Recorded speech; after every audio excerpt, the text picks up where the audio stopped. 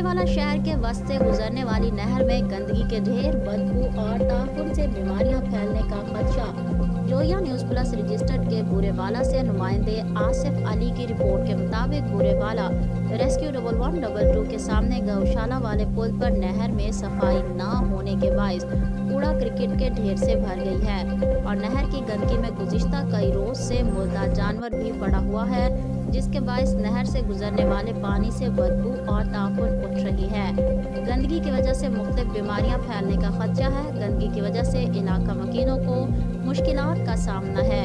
शहरियों का कहना है कि इंतजामिया को नहर की सफाई के बारे में आगाह किया है, मगर उसके बावजूद कोई अमल दरामद न हो सका है।